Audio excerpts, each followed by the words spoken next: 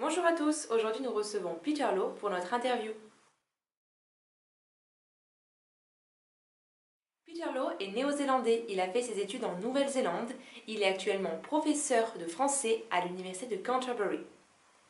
Ancien membre de Greenpeace, il est actuellement membre des Quakers Peace and Service Aotearoa New Zealand et membre de l'organisation française Action des citoyens pour le désarmement nucléaire. La première partie de cette interview sera consacrée à l'évolution de la Nouvelle-Zélande vis-à-vis des armes nucléaires. Et la deuxième partie de cette interview s'intéressera au rôle de la France dans le désarmement nucléaire. En 1945, les États-Unis acquièrent la bombe nucléaire. En 1949, l'Union soviétique. En 1952, le Royaume-Uni. En 1960, la France. En 1964, la Chine. Rappelons que ces 5 États sont les membres permanents du Conseil de sécurité des Nations Unies. J'aimerais alors vous demander si la Nouvelle-Zélande a elle aussi voulu posséder l'arme nucléaire pour quelque raison que ce soit. La Nouvelle-Zélande n'a jamais vraiment voulu acquérir l'arme nucléaire. On a été assez contents, la plupart d'entre nous, de voir le parapluie américain pour cela. Il faut dire qu'on en a parlé brièvement aux années 60, je crois. On a rejeté à la fois le nucléaire militaire et le nucléaire civil. On n'a pas besoin de tout cela. On sait que la Nouvelle-Zélande a été le témoin des essais nucléaires réalisés dans le Pacifique. En effet, le Pacifique avait été la zone choisie par la France, les États-Unis et la Grande-Bretagne pour réaliser des expérimentations nucléaires. D'ailleurs, la France a réalisé 193 essais nucléaires entre 1966 et 1996. En tant que citoyen néo-zélandais et habitant du Pacifique, pouvez-vous expliquer l'impact de ces essais nucléaires sur la population néo-zélandaise ? Dans les années 50, en fait, il y a des essais nucléaires dans le Pacifique, d'abord par les Américains, les Britanniques et bien sûr la France à partir des années 60. On comprend bien que ces grandes puissances-là aient choisi le Pacifique. On dit qu'il n'y a personne qui habite ici, mais quand même, il y a eu un impact, surtout sur les gens des îles, en Polynésie, etc. Ici, on a su que ces essais avait lieu, on en a parlé, on a protesté, même avant 60. On savait que les essais qui étaient atmosphériques, on laissait de la radiation dans l'atmosphère, surtout des choses comme le strontium 90, etc. Et, il y a même eu un grand poème de Maui qui s'appelle No Ordinary Sun pour évoquer l'effet d'une grande explosion dans les îles. On prétend que les gens d'Auckland aient vu dans le ciel la lumière rouge d'une énorme explosion près de Hawaï, justement sur l'atoll Johnson. C'est dans les années 50, je crois.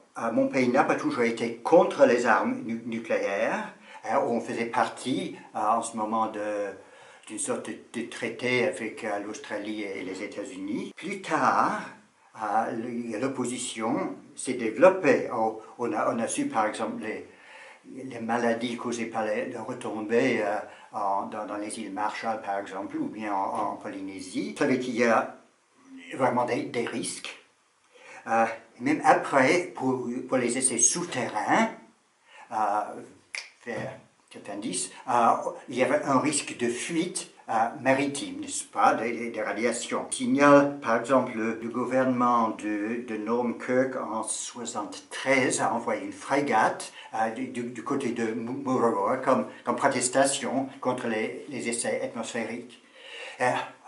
Vous pouvez bien me dire que la Nouvelle-Zélande, c'est pas tellement proche de la Polynésie, mais la Nouvelle-Zélande, c'est la nation qui a en charge les îles Cook. Les habitants des Cook ont des passeports néo-zélandais, et ça, c'est tout proche de parenté. Votre pays n'a pas toujours été antinucléaire, puisqu'il a longtemps été sous le parapluie nucléaire des Américains. Devenir un État antinucléaire ne s'est donc pas fait du jour au lendemain. Je souhaiterais donc savoir quelles sont les grandes étapes par lesquelles votre pays est passé avant de disposer du New Zealand Nuclear Free Zone Disarmament and Arms Control Act en 1987. Il y a bien sûr la guerre froide, la crise de Cuba. Il y a eu un peu plus tard la guerre du Vietnam, qui a beaucoup réduit la confiance des Néo-Zélandais envers les Américains, parce qu'on faisait des bêtises, et nous autres Néo-Zélandais, on participait avec des centaines de soldats, alors on était complices. Mais la période du gouvernement Muldoon, qui est de 1975 jusqu'à 1984, qui a reçu, qui a même invité beaucoup de navires de guerre américains à venir ici dans nos ports d'Auckland et de Wellington, même de sous-marins nucléaires. Pourquoi faire? C'était pour le prestige, etc.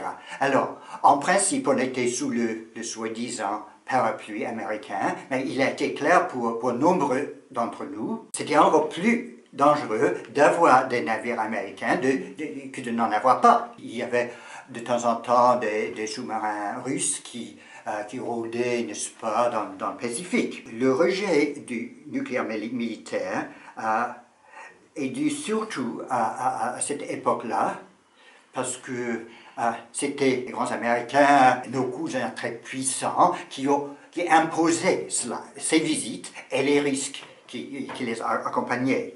En fait, le mouvement antinucléaire néo-zélandais, c'est vraiment un mouvement nationaliste.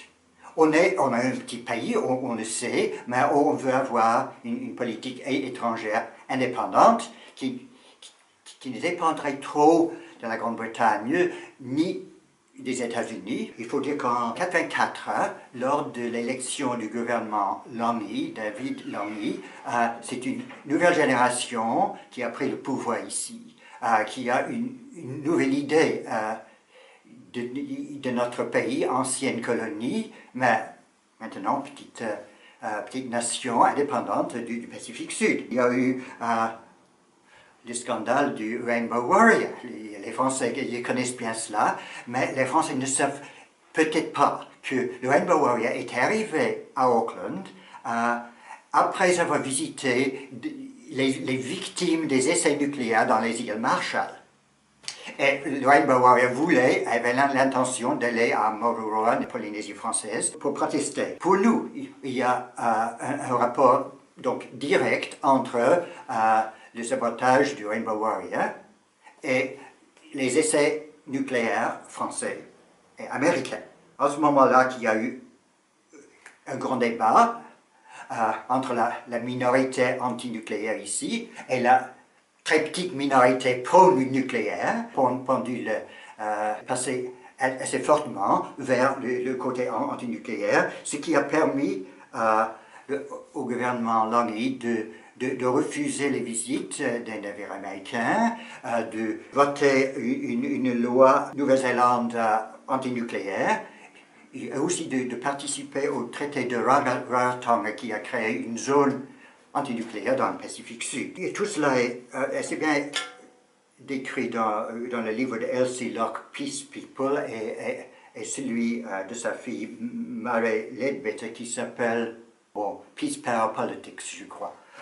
Je sais pour avoir discuté avec vous que vous avez été le témoin et l'acteur des mouvements contre l'arme nucléaire en Nouvelle-Zélande.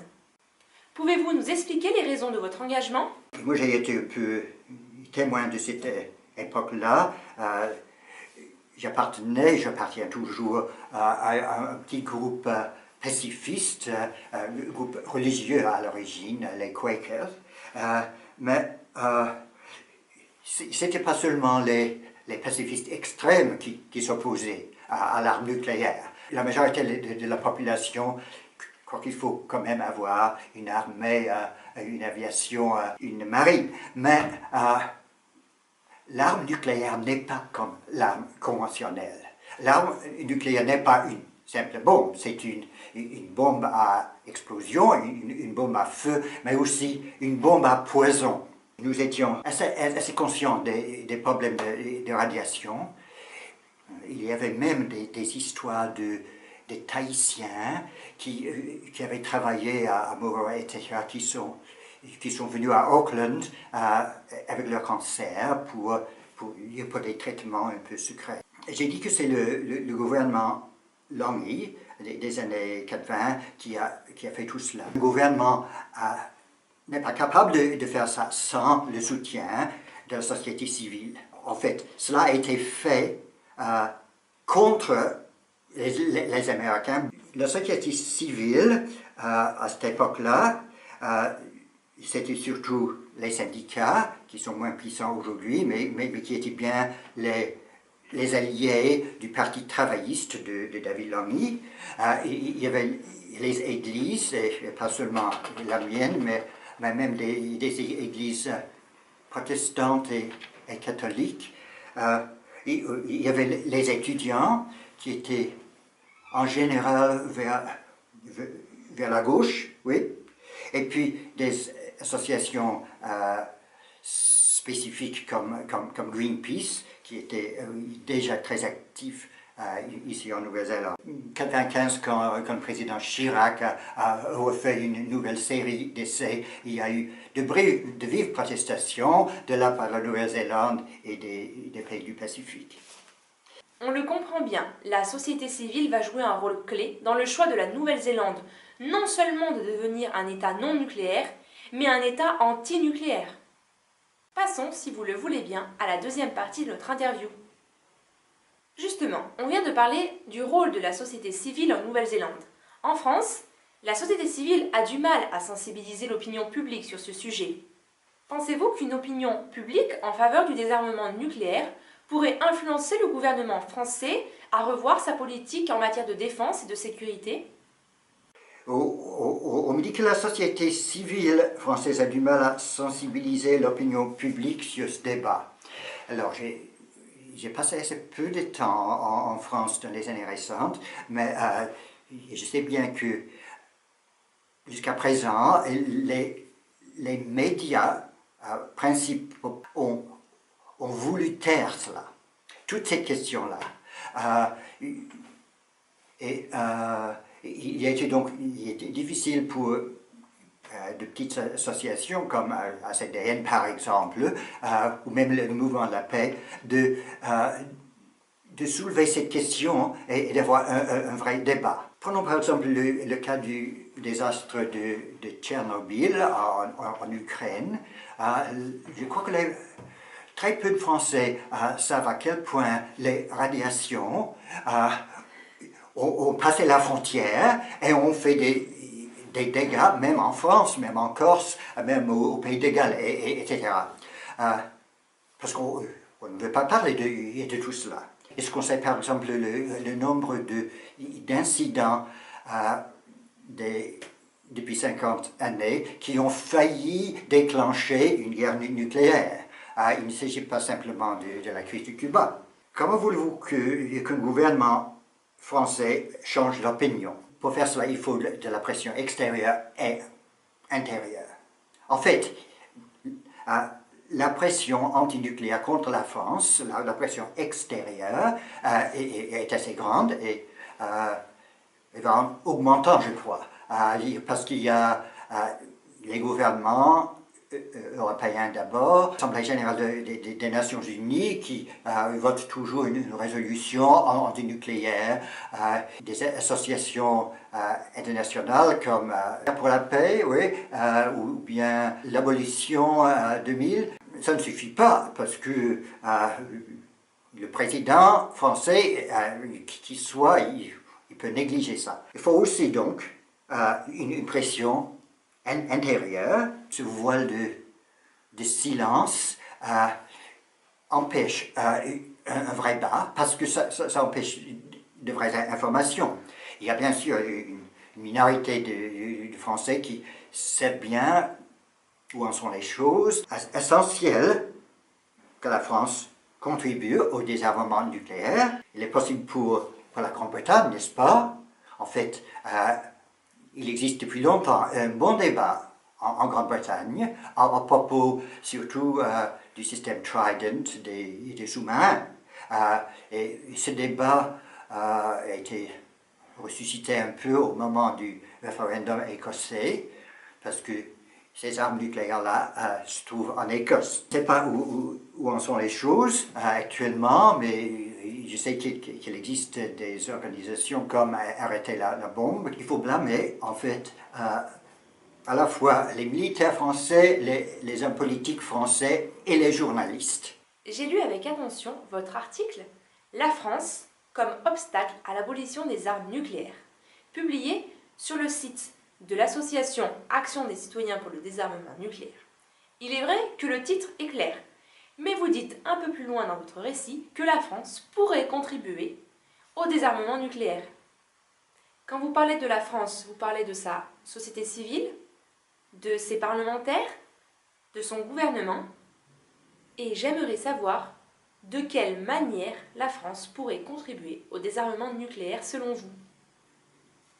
La France, sans être le seul pays coupable, continue à jouer un rôle négatif, orgueilleux et obstiné, qui est tout à fait indigne des meilleures traditions républicaines, d'une démocratie, des droits de la personne, d'une société libre.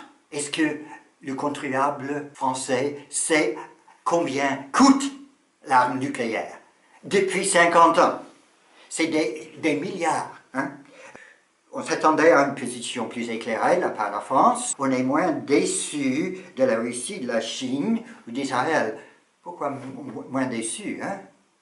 Ce sont des coupables, à mon sens, mais ce sont des pays moins hypocrites. Poutine, il n'est pas hypocrite, c'est un homme fort, mais il y a des gens comme Chirac, Sarkozy, Hollande, qui refusent par exemple une capitale, mais qui entretiennent un système d'armement nucléaire qui risque de tuer des milliers de gens, des millions peut-être.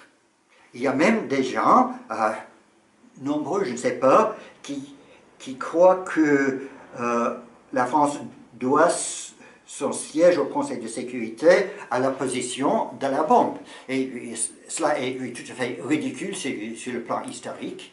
Il est un peu dommage que la Charte des Nations Unies n'a pas imposé aux membres du Conseil un respect total du droit international. Quelques-uns de mes amis ici, en Nouvelle-Zélande, ont joué un rôle important dans le World Court Project qui a voulu imposer à la Cour de justice internationale de donner un avis consultatif sur la licéité ou non de l'armement nucléaire.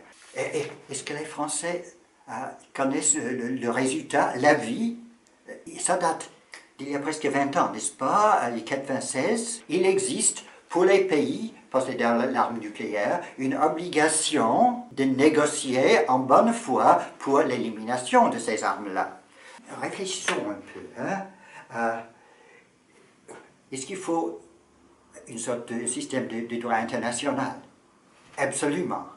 Le développement du droit international, c'est l'un des seuls moyens capable, qui a le potentiel de créer un système de justice qui se base sur le respect des lois et non pas sur la force. Afin de terminer notre interview, je souhaiterais revenir avec vous sur 2 points d'actualité.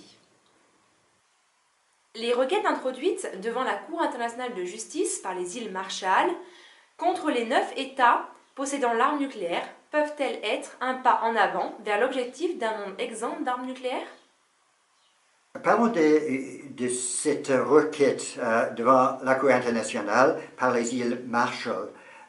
Et rappelons-nous que les îles Marshall, c'est un tout petit pays au milieu du Pacifique qui a beaucoup souffert à cause des essais nucléaires américains.